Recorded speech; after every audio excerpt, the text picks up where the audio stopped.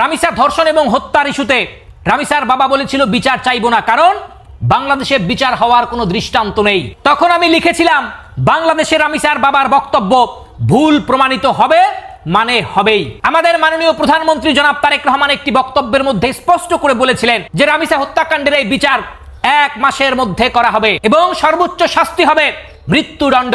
এই প্রধানমন্ত্রী কথা দিয়ে কথা না রাখার নয়, এই প্রধানমন্ত্রী সকল ক্ষেত্রে দৃষ্টান্ত স্থাপনের প্রতীক। প্রধানমন্ত্রী সময় জুড়ে দিয়েছিলেন 1 মাস, কিন্তু দেখা গেল 15 দিনের মাথায় সেই বিচারের রায় দিয়েছে আদালত। আসামি সোহেল ও তার স্ত্রীর মৃত্যুদণ্ড। আমি ধন্যবাদ জানাই মাননীয় প্রধানমন্ত্রী জনাব তারেক রহমানকে, আপনি বাংলাদেশে আইনের সুশাসন প্রতিষ্ঠার প্রতীক। তবে আমি একটি কথা স্পষ্ট করে বলতে চাই, আজকের এই বিচারে আসামি পক্ষ যতটুকু কষ্ট পেয়েছে তার থেকে অধিক কষ্ট পেয়েছে গুপ্ত মুনাফিকেরা, কারণ তারা এই বিষয় নিয়ে সরকারের বিরুদ্ধে একটি ইস্যু তৈরি করার চেষ্টা করেছিল। আজ তাদের পরাজয় এবং এই রায় কার্যকরের মধ্য দিয়ে ওই গুপ্ত মুনাফিকদের হবে চূড়ান্ত পরাজয়।